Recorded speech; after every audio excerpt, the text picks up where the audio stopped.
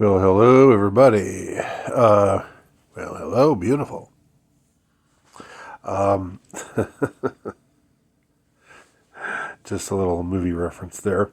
Uh, I am this. I've decided I'm going to get a head start on these Q&As because it usually takes 3 or 4 videos to get through them all. I guess I could plow through them all in one really super long video, but I don't like to do that.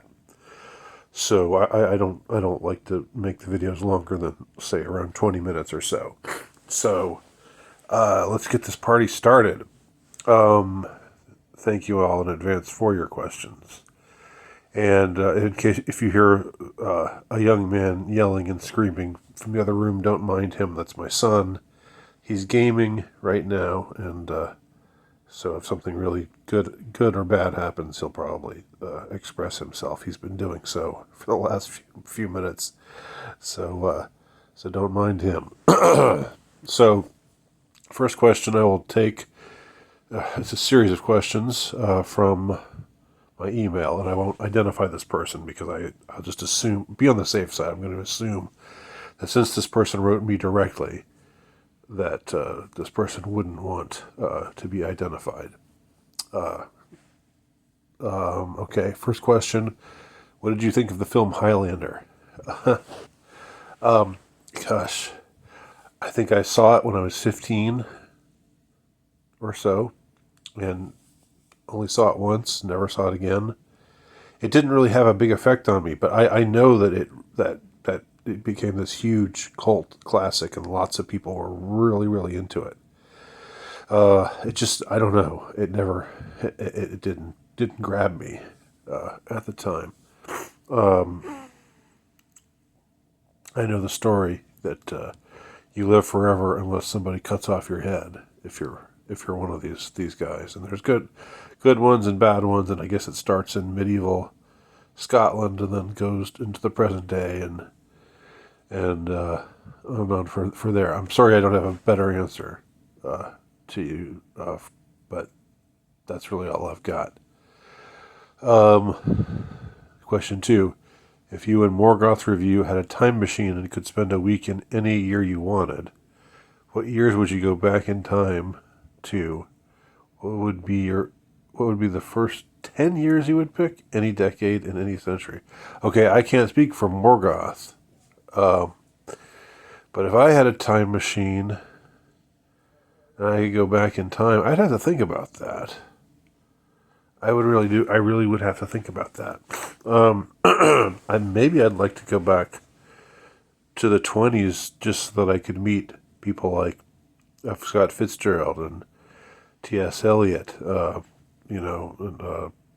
of the great writers that were around during that time. But it's kind of like when people ask me, where would you go if you could go anywhere in the world?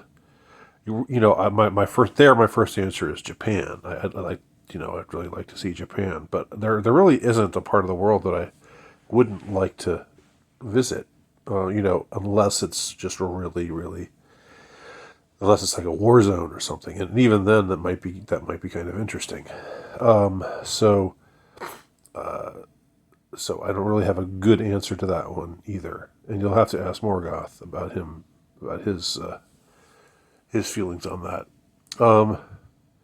Question 3: how did you manage to get through the madness of the last 3 years? What really helped you through it? That's a good question.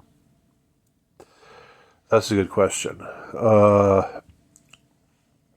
I think that what I had to do was to draw on the resources that I had at my disposal. You know, good humor, ridicule.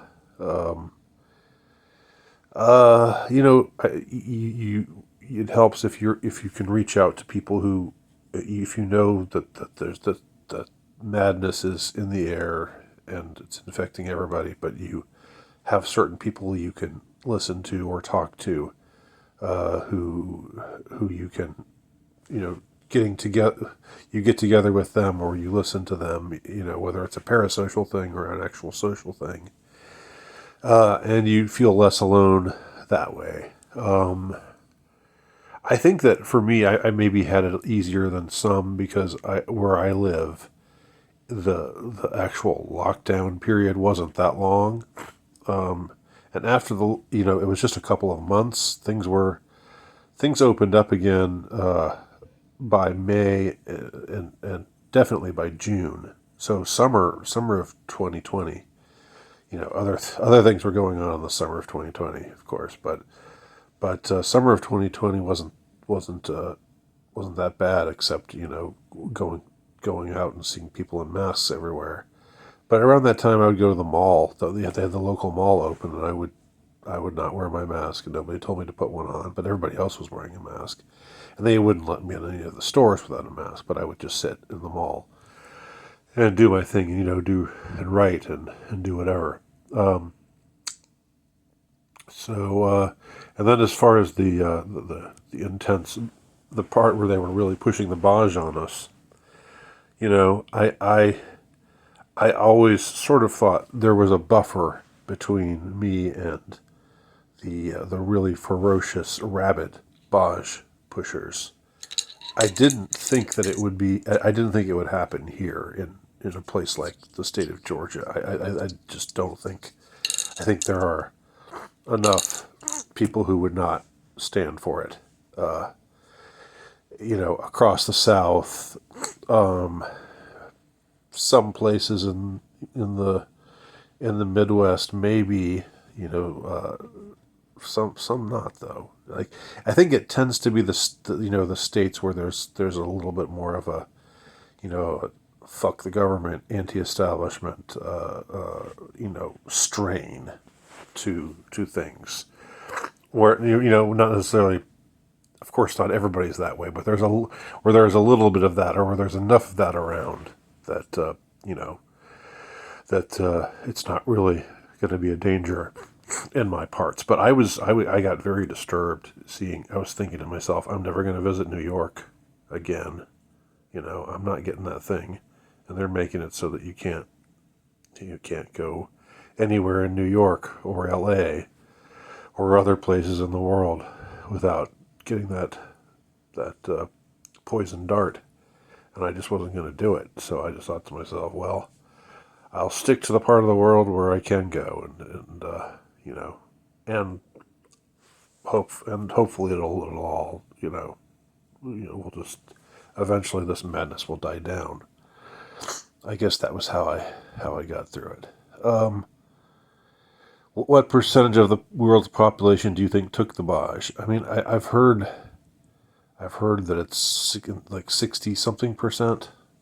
I think. And actually, Academic Agent did. I was talking about this the other day. He did a podcast where he was talking about the percentage who refused the Baj in the United States and in Canada and in England and in Western and in Europe. It was surprisingly high in Europe. I think maybe because he speculated that was probably because of of places like Eastern Europe where they would be less likely to go along with that whole thing, and of course higher in Northern Europe. The more cucked locations, the places where people do what they're told. Western Europe, Canada. Of course, the worst places to me were the southern Anglosphere. Um, Australia and New Zealand. My God, what happened to you guys? I know that there's a lot of you there who fought the good fight, but there's like everything that was bad and awful about America and the UK. It seemed to be worse down under. So, and that goes for other things, other cultural trends too. Like toxic feminism, anti-white sentiments, in the form of CTR or whatever other form that they take. That those seem to all those woke kind of notions seem to have really taken hold much more, like much worse down in the southern Anglosphere, and I guess the United States is probably the best. Which isn't to say it's good, but it's probably the best place to be in the Anglosphere for as far as this stuff goes. Okay, question 5, kind of all over the place. What did you think about Andy Kaufman? I thought he was interesting. He was definitely someone who was bold and who pushed beyond what comedy usually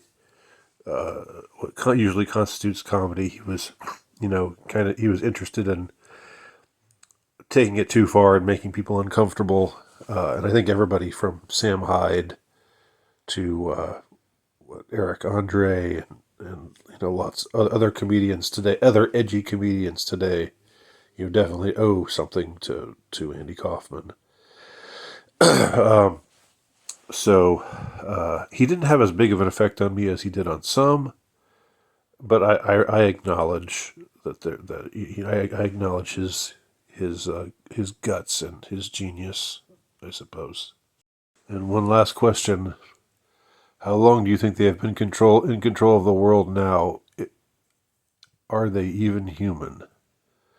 I don't know the answer to either of those questions. I mean, both of those are just way beyond my pay grade. I try to stick to stuff that I know. I mean, it's interesting to speculate. Um, have they always had control? Whatever we mean by they, are they even human? I've wondered that. I wondered that myself, and for all of its schlockiness, the the film They Live really it really brought a lot of those questions to light, because in that movie, if you watch that movie, you see that, yeah, while the big bad ones are not human, there are still a lot of human collaborators, who are just as bad, as far, just effectually just as bad. So I don't even, and then there were, well, not in They Live, but in V, which has a similar premise, where there are these invaders who seem like great people who are going to help out humanity, but they're truly cannibalistic reptilians. But even in V, there were some good aliens.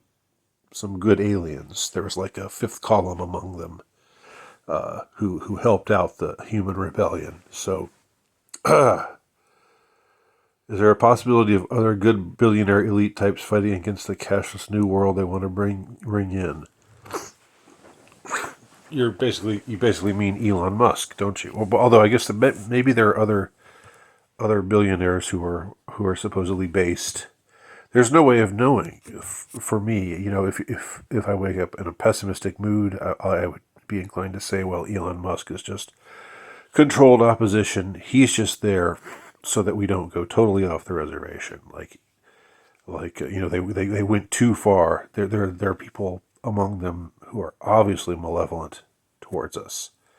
The Carl Schwab, and the Bill Gates, and others of that ilk. And so maybe they need an Elon Musk to say, no, no, no. We're not all bad. Here I am. I'm on the other side. So stay on the reservation. Don't. It's going to be okay. We'll find a balance. Or it could also be that Elon and some other big, powerful people are actually good guys. I mean, I can't. I don't know for sure. I guess Elon is like, he wants to do this brain meld or brain chip, or he's got some sort of transhumanist concepts or ideas in mind, which don't sound very very good to me, and I'm very skeptical about this whole. We gotta colonize Mars. It's so important that we colonize Mars. It's that's just a little weird. So there are some reasons to be skeptical of Elon. Although I would say, in spite of all that, I still kind of like the guy.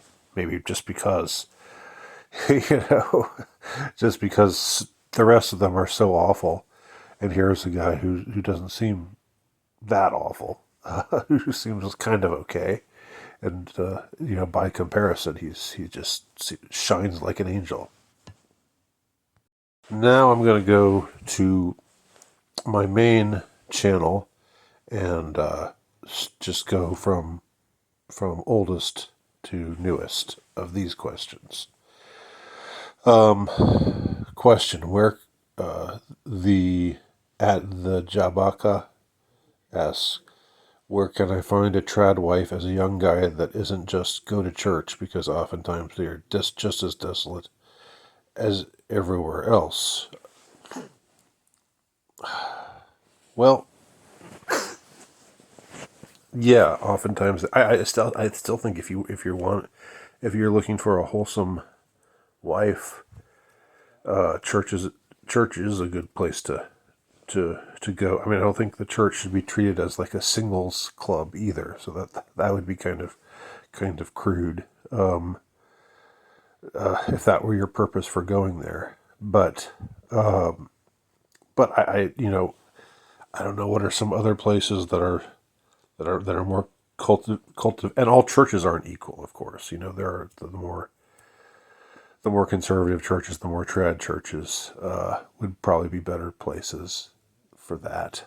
I